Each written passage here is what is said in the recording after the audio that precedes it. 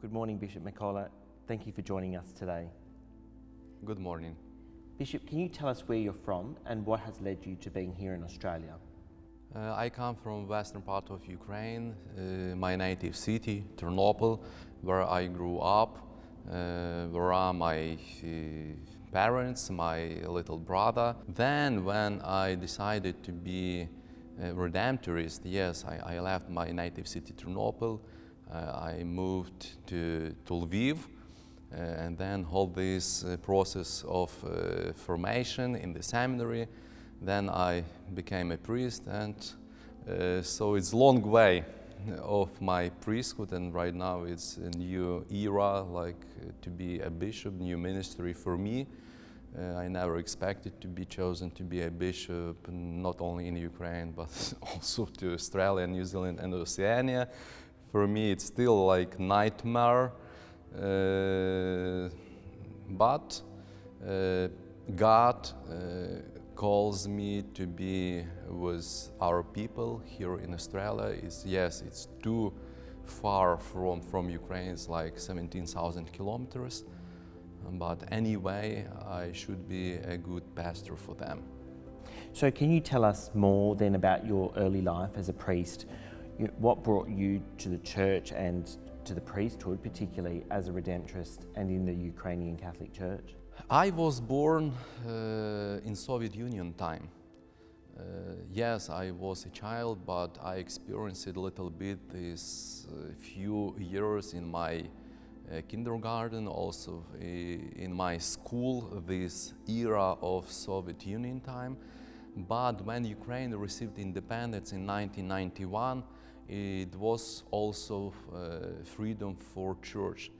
Because, as you know, our church was persecuted during 70 years. It was forbidden to gather together.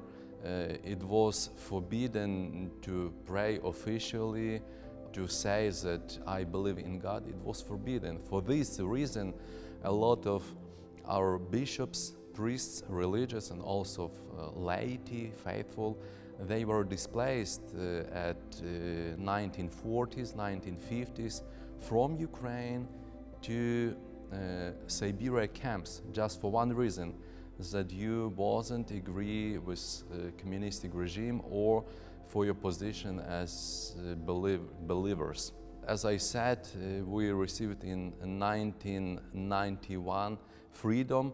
My church was destroyed during communistic regime. Our authority of city Ternopil, they were responsible to rebuild this church.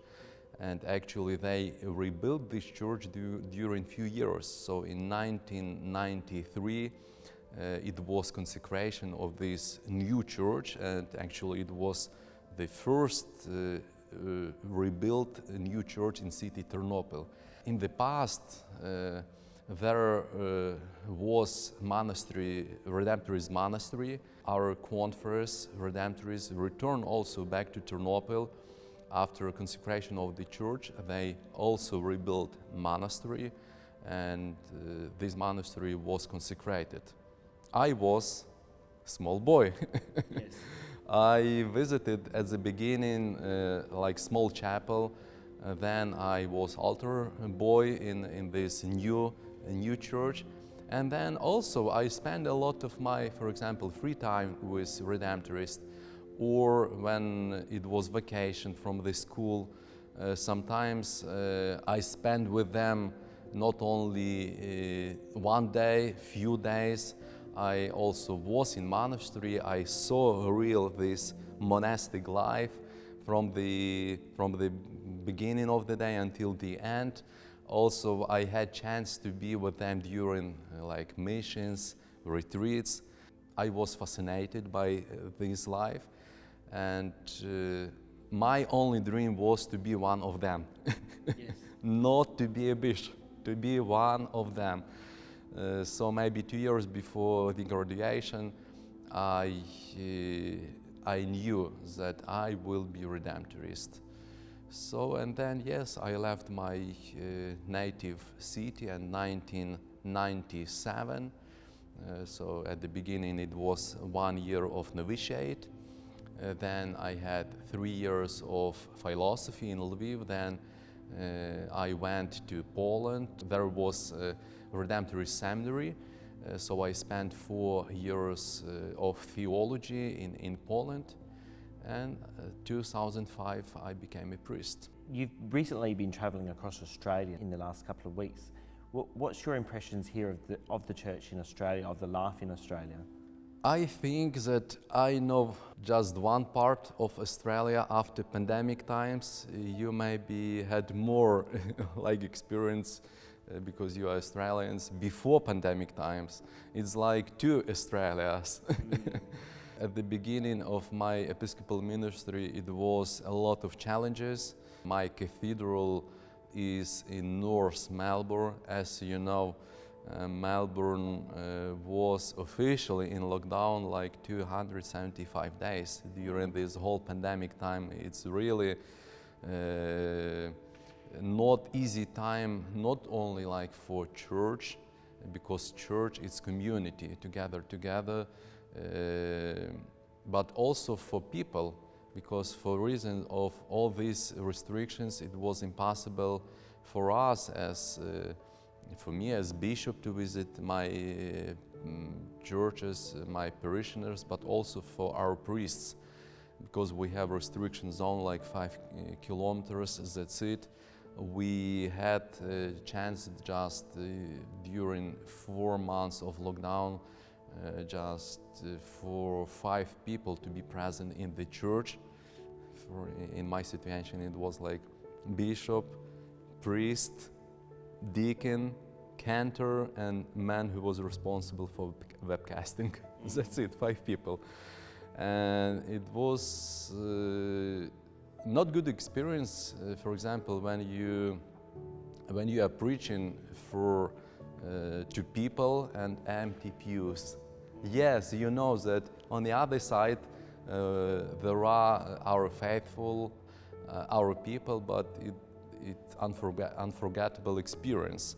How then is the current situation in Ukraine impacting the Ukrainian community here in Australia? In general,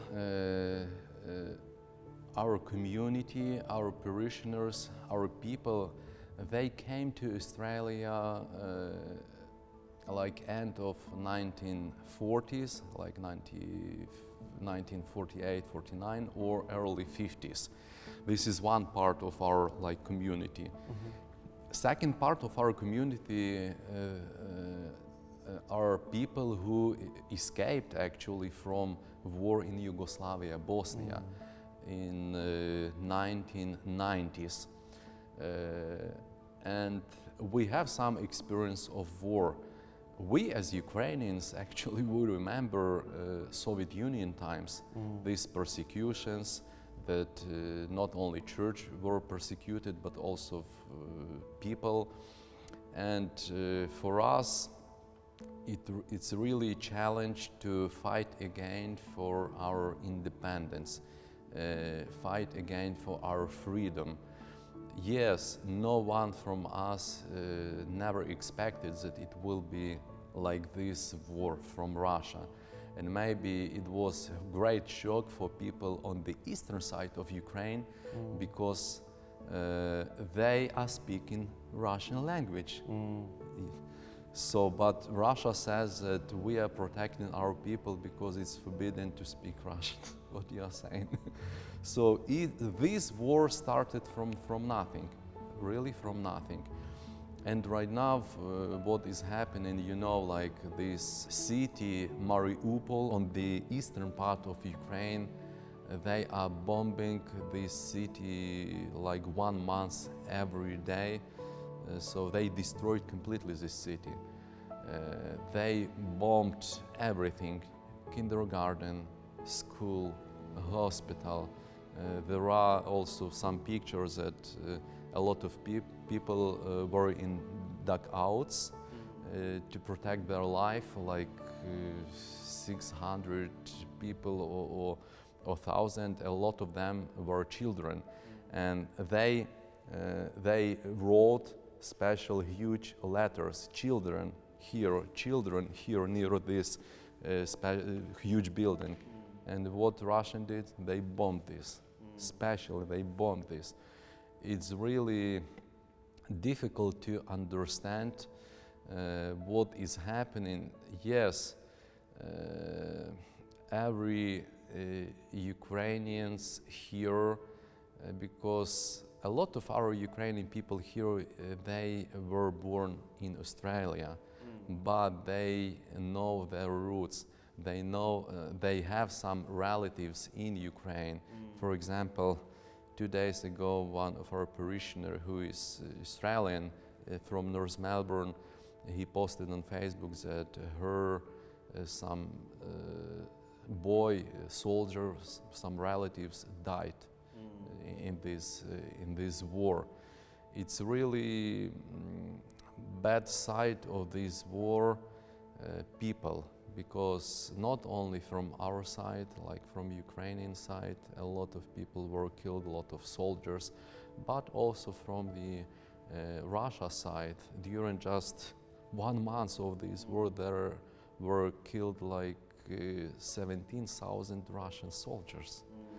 It's more than during this war in Afghanistan or Syria, and so this is. We are praying. We trust to God. As you know, Pope Francis few times announced special days of prayer and fasting, and also we believe that this event what happened last Friday, 25th of March, consecration of Russia and Ukraine under Immaculate Heart of our Virgin Mary, and it will be like a lot of change in this war, because you remember that in 1917 Our Lady of God in Fatima said, please pray for conversion of Russia, please use rosary, because it will be a huge war, it will be really huge threat for like not only one nation but for nations. Right now we have and we see what is happening, so we just can pray, we just can support our people. During these few days I saw few families who escaped from Ukraine here to WA. I had a chance also to be in Perth airport, and just from one flight I saw few families from Ukraine, like from eastern part of Ukraine, from south part of Ukraine, also from western part of Ukraine. So no one is safe in Ukraine. Yes, we see that Russian are bombing like in general eastern part of Ukraine, also close to the capital city of Kyiv, but also yesterday they bombed western part of Ukraine. It's really close to border with Poland. As you know, a few days ago President Biden was in Warsaw, and what they did, they bombed Lviv. It's like 70 kilometers to border with Russia, border with Poland. It was like special sign to Biden. You see, we can do this. So we as a church experiencing a lot of activization of our people. We see that more people are going to the church for special prayers. We see activization in our parishes. Some of them are collecting some humanitarian aid. Some of them are helping to our people to escape from Ukraine. Thanks to Australia government, until today, Australia granted 4,500 visas for our people, and just 1,200 people arrived here to Australia. 60% of these people, it's like women, and 40% of these people are children. So we try to support these people, to help them in this new reality. Some of them had like trauma after war, so it's a lot of work also from our side, from church. But thanks to God that Australia supports also our nation in this war with Russia. Bishop, what are some of the other realities that the war is causing, with the economy, the supplies in Ukraine? Ukraine has a lot of produce. What is this doing to the reality of Ukrainian life? So, as I explained to you before, that this war is like a genocide of our people. They try bombing every city in Ukraine just to have a lot of deaths. I just want to explain just what I read in news. The United Nations said that next years it will be a huge hunger just for one reason, because Ukraine is the #1 in producing wheat. Maybe from 30 or 40% of whole bank of wheat in the whole world, it's depend on Ukraine. Also, second issue is that, for example, right now the population of Ukraine officially 45 million of people. You know that we experienced it in the past in 1932, 1933 famine from Soviet Union in Stalin regime. They took all wheat from Ukraine and they moved this wheat to Russia, and they sold this wheat and get money. But before this famine, during this famine were killed 10 million people in Ukraine. Before this famine, the population of Ukraine was 70 million of people. And when we are moving a little bit back, before the World War I, the population of Ukraine was 100 million people. You see, this movement is not good side. But we believe that right now, not only just thanks for support of the whole world, we will receive finally our independence and our freedom, and it will be peace, because Ukraine is a peaceful nation. We didn't want war, but that happened, unfortunately. Bishop, thank you very much for your time today. Thank you.